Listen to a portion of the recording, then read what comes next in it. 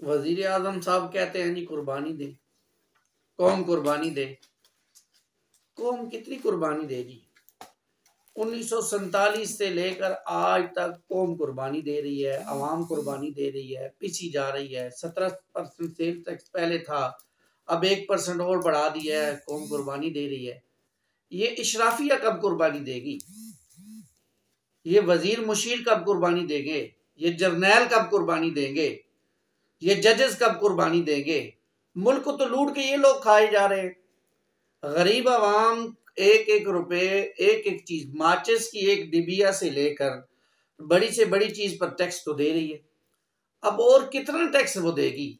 हाँ, ये ऑक्सीजन बच गई है जो वो लेती है, हवा, इस पर भी टैक्स लगा दो। जो सांस इंसान अंदर लेगा फिर बाहर निकालेगा, इस पर भी जो है वो 1% टैक्स होना चाहिए, ताकि जो है वो इंसान जो है वो हवा का भी टैक्स दे।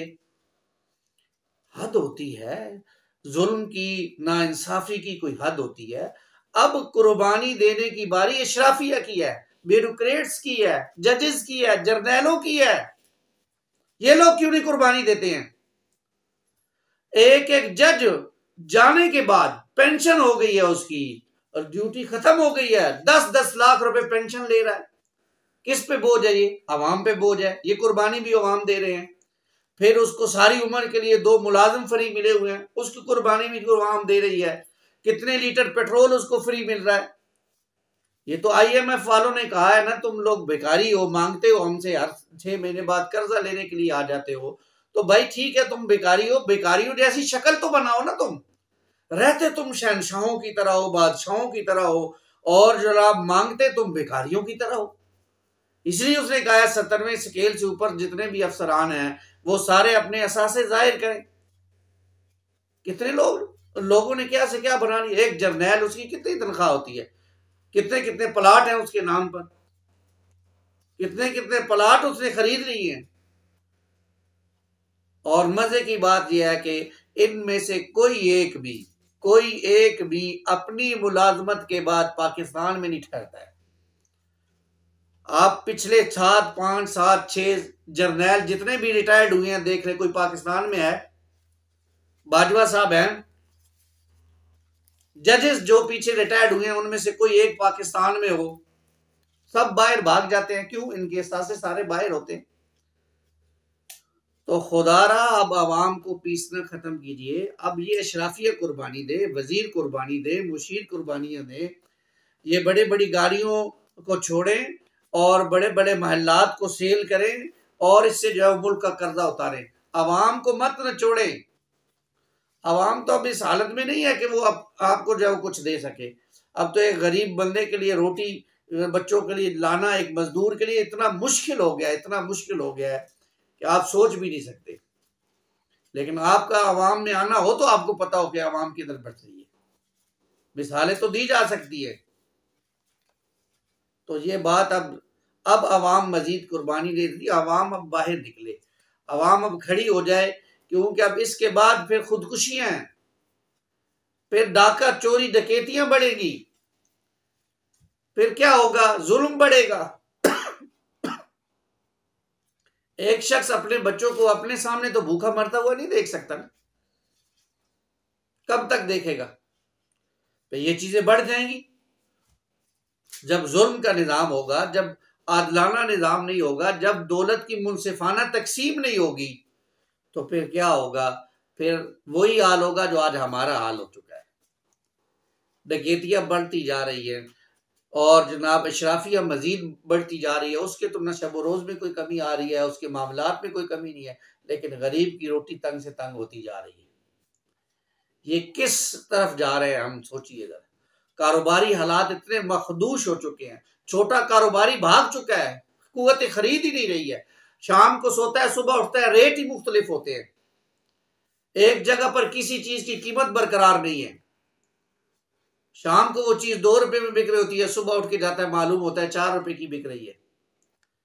ये हालात बन चुके हैं हमारे मुल्क के, तो कौन सोचेगा भाई? तो इस तरफ सोचिए। देखिए कुरान मजीद में अल्लाह ताला ने बड़े प्यारे अल्फाज में बयान, हम तो कुरान पढ़ते नहीं है ना, हम तो हर तरफ इधर उधर जब भी मांगने चले जाते हैं, कशकोल उठा के पूरी दुनिया घूमते हैं, लेकिन कभी अगर हमने नहीं छाना तो कुरान नहीं छाना। हमारी हालत तो उस फकीर की सी है जिसके कशकोल में हीरे का टुकड़ा मौजूद है, लेकिन उसको वो कांच का टुकड़ा समझकर दर दर की ठोकरें खा रहा है। तो कुरान मजीद हमारे पास मौजूद है, हम इसमें देखें इसका हल क्या है। देखें कुरान मजीद में अल्लाह ताला सूरह नखल आयत नंबर 112 में फरमाते हैं, वज़रबल्लाहु मसलन क़रियतन कानत आमिनतम मुतमइन्ना। अल्लाह ताला उस बस्ती की मिसाल बयान फरमाता है जो पूरे अमन और इत्मीनान से थी। ये पाकिस्तान की मिसाल है जिसको अल्लाह ताला ने आजाद कराया और पूरा एक अमन दिया ना। हिंदुओं के साथ रहते थे, रोजाना लड़ाई झगड़े फसाद क्या से क्या हो जाता था, लेकिन एक अमन की जिंदगी दी, एक मुल्क दिया, एक सुकून की जाय पनाह दी। और फिर यअतीहा रिज़्क़ुहा रग़दम मिन कुल्लि मकान, फिर अल्लाह ताला ने क्या किया कि उसकी रोजी को उसके पास बाफरागत आ जाती थी हर जगह से। अल्लाह ने रिस्क के खजाने रख दिए इस मुल्क के अंदर। क्या चीज थी जो मौजूद नहीं है? जमीनें, फसलें और क्या क्या थी। पाकिस्तान ज़रई मुल्क है, मजे की बात देखें, ज़रई मुल्क है पाकिस्तान, लेकिन आज ये ज़रई मुल्क होने के बावजूद गंदम को तरस रहा है। ये क्यों हुआ कि आगे अल्लाह ताला फरमाते हैं फ़कफ़रत बिअनउमिल्लाह, फिर उन्होंने क्या किया, अल्लाह ताला की नेमतों का कुफ्र किया। अल्लाह ताला ने ये जो नेमत दी थी, आज़ादी की नेमत, ये जो दी थी अमन की नेमत, सुकून की नेमत और जो मदनियात की नेमतें, उसका इन्होंने कुफ्र किया, अल्लाह की नाफरमानियां की। तो इनका मामला क्या हो गया, फ़अज़ाक़हल्लाहु लिबासल जूइ वल खौफ़ि बिमा कानू यसनऊन, तो अल्लाह ताला ने इनको भूख और डर का मजा सिखाया है इस वजह से जो उनके करतूत थे। ये है असल में हमारी हालत जो कुरान नक्शा खींच रहा है। ये करतूत थे हमारे जिसने आज हमें इस जगह पे ला के खड़ा कर दिया है कि आज एक तरफ भूख है और मुल्क दवालिया होने के करीब है, और दूसरी तरफ डर और खौफ है। ये दोनों चीजें हमारे पास हैं, कुरान ने तो बयान कर दिया। तो जरूरत इस बात की है कि हम देखें हम कहां खड़े हैं। आज एक ज़रई मुल्क होने के बावजूद गंदम को तरस रहे हैं। यानी जिस मुल्क में आटा लेने के लिए तजलील और जिल्लत झीलना पड़ती है, ज़रई मुल्क होने के बावजूद, आप सोच सकते हैं क्या हो, कितनी गंदम होती थी हमारे यहाँ। आटा हम गंदम बाहर भेजा करते थे, लेकिन क्या अल्लाह की नेमतों का जब कुफ्र किया जाएगा। अल्लाह ने इस मुल्क को दिया था कि इस मुल्क में हमने अल्लाह से ऐद किया था ना कि हम इस मुल्क में अपने आपके दीन को गालिब और नाफिज करेंगे, उसके मुताबिक जिंदगी बसर करेंगे।